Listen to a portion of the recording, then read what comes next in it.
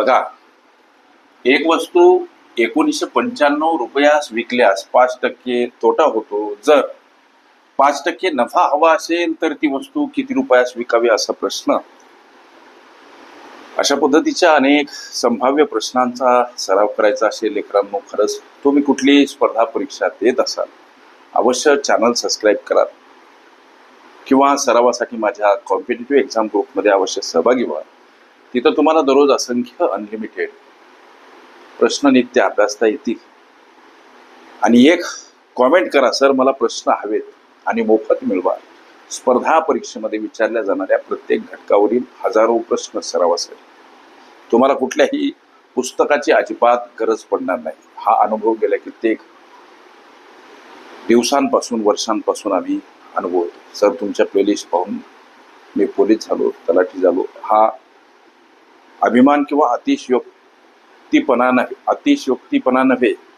लेकरांच्या ह्या कॉमेंट आहेत, हे त्या लेकरांचे आभार आहेत. अतिशयोक्तीपणा किंवा याच्यामध्ये कुठलाही अभिमान नाही.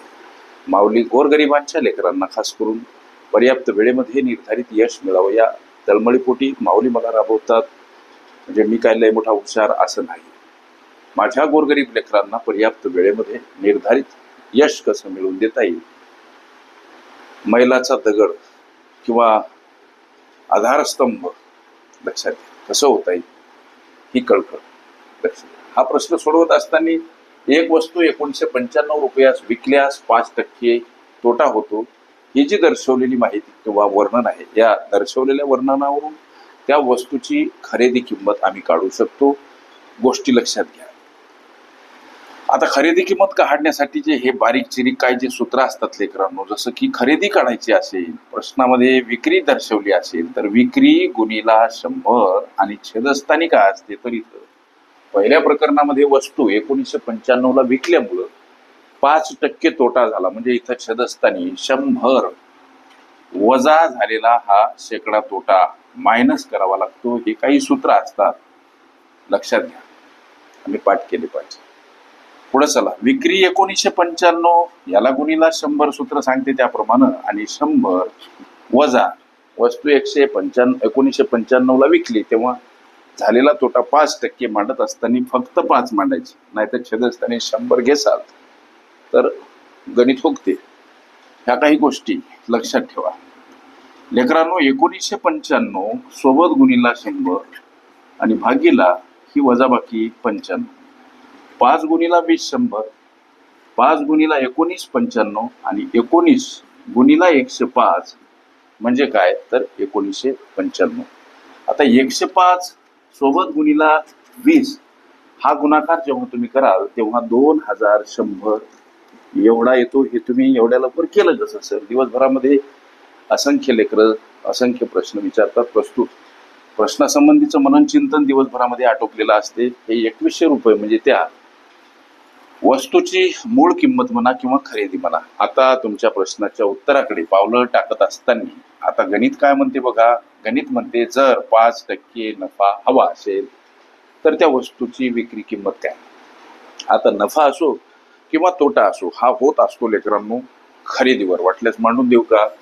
नफा किंवा तोटा हा खरेदीवर होत असतो. ही गोष्ट पक्की प्राकर्षानं मनामध्ये लक्षात ठेवा, बिंबवा. आता नफा 5% हवा, वस्तू केवढ्यात विकावी. नफा किंवा तोटा होत असतो खरेदीवर. म्हणजे खरेदी काय आहे बाबा 2100. या 2100 रुपयावर आम्हाला 5% नफा हवा. या 5%ची व्यवहारी अपूर्णांकात मांडणी 5/100 अशी करतात. हे तुम्ही आम्ही सगळेजण जाणतो. म्हणजे आता 21 गुणीला 5 काय तर हा गुणाकार 5 1 5 आणि 5 गुणी 10. 105 रुपये नफा हवा. हा 5% नफा म्हणजे काय तर 105 रुपये जादा हवेत खरेदी किमतीवर. मग वस्तूची विक्री किंमत काय.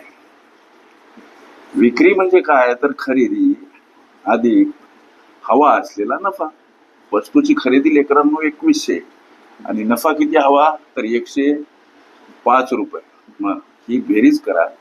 2100 आणि 2200 आणि 2205 रुपये हे या प्रश्नाचं उत्तर. अशा पद्धतीच्या अनेक संभाव्य प्रश्नांचा सराव करायचा असेल, खरंच तुम्ही कुठली स्पर्धा परीक्षा देत असाल चॅनल सबस्क्राईब करा.